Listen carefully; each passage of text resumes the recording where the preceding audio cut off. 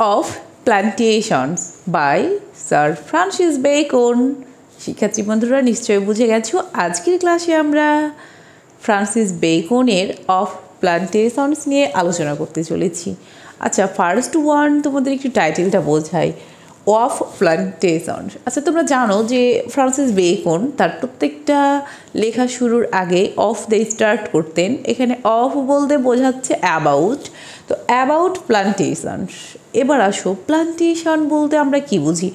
আমরা তো normally tree প্লান্টেশনটা খুব ভালো বুঝি, তাই না, যে বৃক্ষরোপণ।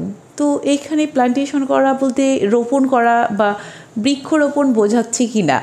অ্যাকচুয়ালি যদিও আমাদের কাছে টাইটেলটা দেখে অফ প্লান্টেশনস মনে হচ্ছে, বাট এটা কোনো ধরনের বৃক্ষরোপণ সম্পর্কে বলা হয়নি, রাইট? তাহলে কি সম্পর্কে বলা হয়েছে? ইয়াস, এইটা বলা হয়েছে যে কলোনিয়ালিজম, দ্যাট মিনস উপনিবেশিক যে শাসন, সেই ব্যাপারে বলা হয়েছে। তুমি যদি কোথাও মানে কলোনিয়াল রুল প্রতিষ্ঠিত করতে চাও, কলোনিয়াল শাসন প্রতিষ্ঠিত করতে চাও, ঔপনিবেশিক শাসন প্রতিষ্ঠিত করতে চাও, তাহলে তোমাকে কিছু রুলস অ্যান্ড রেগুলেশনস কী করতে হবে, মেনে চলতে হবে। তাহলে তুমি কি হতে পারবে? সাকসেস হতে পারবে। না হলে কিন্তু তুমি সাকসেস নাও হতে পারো। তোমরা নিশ্চয় আমাদের ভারতবর্ষের ব্রিটিশরা যে ঔপনিবেশিক শাসন চালিয়েছিল সেই ব্যাপারে তোমরা ভালো জানো, সেই ইতিহাসে আমরা এখন আর যাচ্ছি না। তবে ফ্রান্সিস বেকন এইখানে তার লেখনীর মাধ্যমে যারা হচ্ছে মানে কলোনিয়াল রুলসটা কী করতো, ইম্পোজ করতো, তাদেরকে কিছু পরামর্শ দিয়ে গেছেন।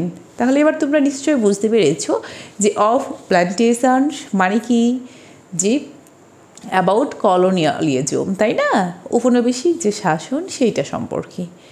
তো এখানে ফ্রান্সিস বেকন কিছু বিষয়ের উপর বেশ ইম্পর্টেন্স দিয়েছেন, সেইগুলো তোমাদের আমরা পয়েন্ট আকারে আলোচনা করব এবং তোমরা পরীক্ষার খাতায় অবশ্যই এই পয়েন্টগুলোর আলোকেই উত্তরটা ফোকাস করবে, রাইট? তো ফার্স্ট ওয়ান দেখো, ফ্রান্সিস বেকন একটা কথা বলছেন যে ডোন্ট বি গ্রিডি। হ্যাঁ, তুমি ওখানে একটা কলোনিয়াল রুল জারি করতে চাও, ঔপনিবেশিক শাসন করতে চাও, দ্যাট মিনস ওই এলাকা থেকে, ওই এরিয়া থেকে তুমি বেনিফিটেড হতে চাও, অবশ্যই this is the system. But কি হওয়া যাবে না, ডোন্ট বি গ্রিডি। অনেক বেশি লোভী হয়ে ওঠা যে না আমি একদিনেই এক বছরে ওই দেশের সব নিয়ে চলে আসবো, সব বেনিফিটেড হয়ে যাব, এমনটা না। এখানে একটা উনি উদাহরণ দিয়েছে যে মানে কলোনিয়ালিজম তোমার প্রতিষ্ঠিত করা লাইক প্লান্টিং উড। যেমন তুমি একটা যদি চারা গাছ, একটা গাছ রোপণ করতে চাও, তুমি আজকেই গাছ লাগাইলা, আজকে কি সেই গাছের ডালপালা হয়ে ফুল ফল দিয়ে তোমাকে ভরে দিবে? না, একটা গাছ লাগালে তোমাকে সেটা যত্ন করতে হবে এবং তোমাকে ওয়েট করতে হবে। তো এখানে ফ্রান্সিস বেকন পরামর্শ দিয়েছে যে তুমি যখন থেকে কলোনিয়ালিজমটা শুরু করছো বা সেখানে ইনভেস্ট শুরু করছো, অন্তত 20 থেকে 30 ইয়ার্স পর্যন্ত কি করো, তুমি সেখানে ওয়েট করো তোমার বেনিফিট বা তোমার প্রফিটটা পাওয়ার জন্য।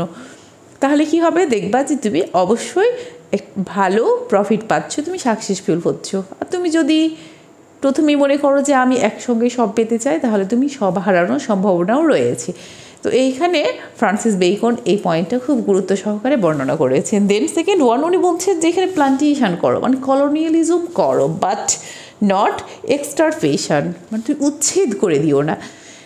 অ্যাকচুয়ালি উনি বলছেন যে তোমরা যে জায়গায় গিয়ে ঔপনিবেশিক শাসন করবা, সেই দেশের যে তোমার শাসনকর্তারা রয়েছে তাদের সঙ্গে তোমরা একটা ভালো সম্পর্ক তৈরি করো, তাদের সঙ্গে গুডউইল বজায় রেখে করো, সেই এলাকার লোকজনের সঙ্গে গুডউইল বজায় রাখো। তোমরা সেইখানে এমন কিছু করো না যে আমরা এইখানে কি খবরদারি করতে এসেছি, শাসন শোষণ করতে এসেছি, এমনটা না, এমনটা করা যাবে না। তাদেরকে একটু উচ্ছেদ করে দিও না। তোমরা যদি ব্রিটিশদের, ভারতের একটু খেয়াল করো, তারা কিন্তু এই কাজটা করেছিল, কি বলো তো, ফ্রান্সিস বেকন যেটা সাজেস্ট করেছেন সেইটা না, তার বিপরীতটা তারা করেছিল, আমাদের উচ্ছেদ করার চেষ্টা করেছিল, তাই না? এখানে বেকন একটা জিনিস বলছেন যে সাপোজ তুমি একটা গাছ লাগাবা, নিউ একটা গাছ লাগাবা, তাই না, কিন্তু ওই গাছটা লাগাতে গিয়ে মানে আগের যে গাছটা তার পাশে ছিল বা সেখানে ছিল সেটাকে উচ্ছেদ করে না, তাহলে তো তোমার কোনো লাভ হলো না। তুমি একটা গাছকে কেটে আরেকটা গাছ লাগাচ্ছ, তাহলে কী লাভ হলো? বরং একটা গাছ তো ছিলই, সেটাই তোমার আগে থেকে অনেক বেশি ডালপালা, তোমার শাখা প্রশাখা বিস্তার করে আছে। তাহলে তুমি নতুন গাছ লাগাও এমন জায়গাতে যেখানে নতুন গাছ লাগানোর জন্য তোমার পুরনো গাছটা কেটে ফেলার দরকার হচ্ছে না। It's the example. কিন্তু ব্রিটিশরা কী করেছিলেন, আমাদের একদম পলাশির প্রান্তরে এমনভাবে আমাদেরকে হারিয়ে আমাদের একদম পুরোটাই ভেস্তে দিয়ে তারা কি করেছিল, জোর দখলপূর্বক শোষণ করেছিল। কিন্তু ফ্রান্সিস বেকনের থিওরিতে এটা পড়ে না। উনি বলছেন কি, তোমরা প্লান্টেশন করো বাট নট এক্সটারপিটেশন। তো সেক্ষেত্রে বন্ধুরা আশা করি যে তোমরা ব্যাপারটা বুঝতে পেরেছো। তো নেক্সট ওয়ান আমরা আরেকটু স্টেপ বাই স্টেপ আলোচনা করি, তাহলে তোমাদের জন্য বুঝতে সুবিধা হবে। যে চুজ ইয়োর সেটলার্স ওয়াইজলি। ওকে, তুমি যেখানে ঔপনিবেশিক শাসন পরিচালনা করবা সেখানে কারাকে পাঠাচ্ছ সেটা একটু ওয়াইজলি, জ্ঞানের সাথে বিবেচনা করো।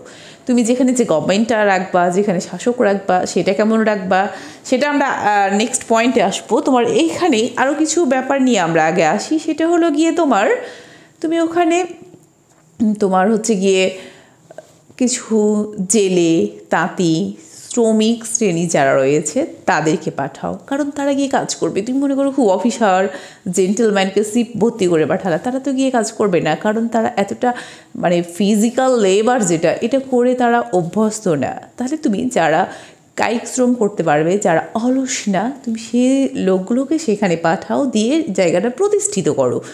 তাহলে তোমার এখানে সেটেলার্স তোমার সেটেল করার জন্য তোমাকে অবশ্যই ওয়াইজলি ভূমিকা পালন করতে হবে। দেন রাইটার বলছেন যে keep an I out for profit. অবশ্যই তুমি প্রফিটের দিকে খেয়াল রাখবা, কিন্তু একটা জিনিস চিন্তা করো, যে তুমি একটা রুম ভাড়া, একটা হচ্ছে ব্যবসা প্রতিষ্ঠান, ব্যবসা পরিচালনা করবা, তো একটা তুমি তার জন্য রুম ভাড়া নিবা, তোমার হচ্ছে কারেন্ট বিল আসবে, তোমার হচ্ছে গ্যাস বিল আসবে, কর্মচারী বিল আসবে। তো তুমি এগুলো কী করে দিবা? অবশ্যই তোমাকে প্রফিটের বিষয়টা অবশ্যই খেয়াল রাখতে হবে। তোমার যদি প্রফিটই না আসে তাহলে তো তুমি লোকসানের মধ্যে পড়ে গেলা, তুমি তাহলে তো এগুলো পরিচালনা করতে পারলে না। এখন এইখানে বেকন এই কথাটাই সাজেস্ট করছেন যে keep an I out for profit. তুমি প্রফিটের জন্য অবশ্যই খেয়াল রাখবা, কিন্তু এমনটা না যে তোমাকে ওয়েট কিছু পেতে হলে তোমাকে কী করতে হবে, অবশ্যই ফার্স্ট ওয়ান স্যাক্রিফাইস করতে হবে। দেন রাইটার কি বলছেন, limit the government but not too much. গভর্নমেন্টটাকে লিমিট করো। এখানে রাইটার বলছেন যে তুমি অনেকগুলো শাসক একসঙ্গে পাঠিয়ে দিও না, বা এমন কোনো শাসক যে খুবই অর্থলোভী, খুব বদমেজাজি, এমনটা না। কারণ যারা খুবই অর্থলোভী তারা তো চাইবে যে আমরা একদিনে রাতারাতি কী হয়ে যাব, অনেক বেশি সমৃদ্ধশালী হয়ে যাব, এদেরকেও তুমি পাঠাও না। এবং তোমাদের গভর্নমেন্টের যে শাসনটা, শোষণ থাকবে তার, সেটা কী হবে, একটা লিমিটেশান থাকবে। মানে আমাদের যেটা হয়েছিল সেটা কিন্তু লিমিটেশান ছিল না ইন্ডিয়ান তোমার, বাট এখানে ফ্রান্সিস বেকনের কি ছিল যে তোমাকে এখানে একটা শাসকের লিমিটেশান থাকতে হবে। একজন শাসক থাকবে, শাসককে পরামর্শ দেওয়ার জন্য আরও অনেকেই থাকবে, বাট সবাই শাসকের ভূমিকা বা রোল প্লেটা করবে না, এইটা উনি সাজেস্ট করেছেন। এবার দেখো যে consider the victuals, most important point. Victuals বলতে বোঝাচ্ছে যে এটা হচ্ছে তোমার খাদ্য সামগ্রী। এই ব্যাপারটা তোমাকে খুবই বেশি গুরুত্ব দিতে হবে, যে তুমি যে জায়গায় উপনিবেশিক শাসন করবা সে জায়গায় তোমাকে চিন্তা করতে হবে যে এই জায়গায় কোন জিনিসগুলো ভালো হয়। ফার্স্ট অন তোমাকে এই জিনিসটা খেয়াল করতে হবে। তুমি মনে করো হচ্ছে একটা সাগর পাড় বা নদীর পাড়ে কী করছো, একটু উপনিবেশিক শাসন প্রতিষ্ঠা করতে চাচ্ছ, তাহলে সেই জায়গাগুলো কিন্তু অনুর্বর। তাহলে তোমাকে খেয়াল করতে হবে যে এই জায়গাগুলোতে আমি কী কী ভালো পেতে পারি। এবং আরও একটা জিনিস, যেগুলো খুব দীর্ঘমেয়াদী, সেগুলো করা যাবে না। এখন তুমি মনে করো একটা সাপোজ একটা আম গাছ লাগাইলা, তাহলে কি হবে, এটার ফল পেতে তোমাকে 4-5 বছর ওয়েট করতে হবে। বাট তুমি এখানে কি করলা, ধান চাষ করলা, তুমি হচ্ছে 4 মাসের মধ্যে সেখানে কি হয়ে যাবা, একটা রেজাল্ট পেয়ে যাবা। তুমি পাট চাষ করতে পারো, তুমি হচ্ছে বিভিন্ন শাকসবজি রয়েছে সেগুলো চাষ করতে পারো, এগুলো প্রচুর পরিমাণে হবে এবং তোমার খাদ্যের যোগানটা ঠিক মতো দিবে। বিশেষ করে ওনারা তো রুটি লাইক করেন, মানে চাল যেটা যেন হয়, ভাতও যেন হতে পারে বা রুটি হতে পারে চাল থেকে, সেই ক্ষেত্রে তারা ধান, বার্লি এই ব্যাপারগুলোর উপরে খুব বেশি ইম্পর্টেন্স দিয়েছেন। আর একটা বলেছেন যে তুমি আমিষের চাহিদা তো পূরণ করতে হবে। মানে তুমি যে জায়গায় যাচ্ছ সেখানে না খেয়ে যদি লোকজন থাকে তাহলে কেউ তো তোমাকে কোঅপারেট করবে না। অন্তত পক্ষে ফার্স্ট ওয়ান খাবারের যোগানটা তোমার ঠিকঠাক থাকতে হবে। এই জন্য তোমার আবার হচ্ছে মেডিসিন, এ ব্যাপারটাও কিন্তু উনি নিয়ে এসেছেন যে ওখানে তুমি ডক্টর নিয়ে যাবা, যাতে ট্রিটমেন্ট করার জন্য আমরা খুব সহজেই কী করতে পারি, সেটা রিচ করতে পারি। তো উনি আমিষের যোগান দেওয়ার জন্য যেটা বলেছেন যে তোমরা অবশ্যই সেখানে মানে ছাগল পালতে পারো, মুরগি, বাড়িতে যে টার্কি মুরগির কথা বলা হয়েছে, হ্যাঁ, যে এগুলো পাললে কী হবে, তুমি দ্রুত সেখান থেকে আমিষের যোগানটাও পেয়ে যাচ্ছ এবং যেসব জিনিসগুলো রোগ বালাই কম সেইগুলো তুমি ওখানে পালবা। হ্যাঁ, মানে অনেক লং টাইম ধরে তোমাকে গরু পালার সেখানে প্রয়োজন নাই। মানে এই টাইপের জিনিসগুলো উনি ইন্ডিকেট করেছেন, এই জন্য বারবারই বলছেন যে কনসিডারটা ভিক্চুয়ালস। আরেকটা জিনিস বলছেন যে তোমরা ওই জায়গায় গিয়ে বেশি খোঁড়াখুড়ি করতে যেও না। খোঁড়াখুড়িটা কি, মানে মনে করো অনেক সময় আছে না যে এখানে খুঁড়লে কী হবে, খনিজ সম্পদ কিছু পাওয়া যেতে পারে। এখন অনেক বেশি তুমি এখানে ইনভেস্ট করলা, খুঁড়লা, অনেক লোক কাজ করলা, লাস্টে কি ভ্যাকান্ট, কিছুই নাই, ফাঁকা পেলা, তাহলে তোমার এখানে প্রজেক্টটা লস হয়ে গেল, তাই না? এটাও করিও না। আবার তুমি যদি পেয়েও যাও, তুমি যদি মধ্যপ্রাচ্যের দেশগুলো দিকে একটু তাকাও, তাহলে দেখবা আগে ওখানে কিন্তু অনেক বেশি সাহিত্য, তোমার হচ্ছে বিজ্ঞান, এগুলো কী হতো, গবেষণা চর্চা হতো। বাট এখন কি হয়েছে, ওখানে প্রচুর পরিমাণে তেল উৎপাদন হওয়ার কারণে তারা অলস হয়ে গেছে, কারণ তেল বিক্রি করেই তো তারা কোটি কোটি ডলার ইনকাম করছে, আর কি দরকার বেশি কাজ করার। এখানে বেকন যেটা পরামর্শ দিয়েছেন যে তোমাকে অলস হওয়া যাবে না এবং এমন কিছু লোক নিয়ে আসো না যারা হচ্ছে অলস প্রকৃতির, তারাকে দিয়ে কাজ করিয়ে এখানে হবে না, যেন তোমার মধ্যে টায়ার্ডনেসটা না চলে আসে। তাহলে তুমি বেশি ঘোরাঘুরি করতে যেও না, এবং ঘোরাঘুরি করতে গেলেও সেটি প্রথম দিকে করিও না, বিকজ তুমি ঘোরাঘুরি করতে গিয়ে কিছুই পেলে না, তাহলে তোমার একটা বড় প্রজেক্ট লস হলো এবং তুমি এ জায়গায় অনেক বেশি ক্ষতিগ্রস্ত হয়ে যাবা।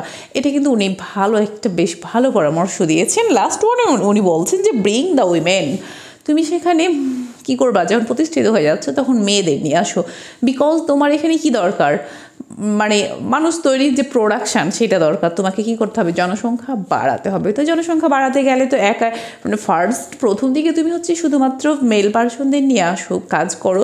তুমি যখন সাকসেসফুল হতে যাচ্ছ তখন সেখানে উইমেনদেরও কাজে লাগাও, বিকজ তোমার এখান থেকে আরও বেশি মানে যেটা হচ্ছে ম্যান প্রোডাকশান সেটা কিন্তু চাই, আমাদের বেবি বা চাইল্ড চাই। তাহলে এখানে লাস্ট তুমি মানে একটা অবস্থা বুঝে মেয়েদের সে জায়গায় নিয়ে এসো। তো এইভাবে আসলে অফ প্লান্টেশনসে তোমার হচ্ছে গিয়ে ফ্রান্সিস বেকন পরামর্শগুলো দিয়েছেন, খুবই দারুণ। তো শিক্ষার্থী বন্ধুরা, আশা করি তোমরা ক্লাসটি বুঝতে পেরেছো। ক্লাসটি কেমন লাগলো অবশ্যই কমেন্ট সেকশানে জানাতে ভুলবে না। আজ এ পর্যন্তই, আল্লাহ হাফেজ।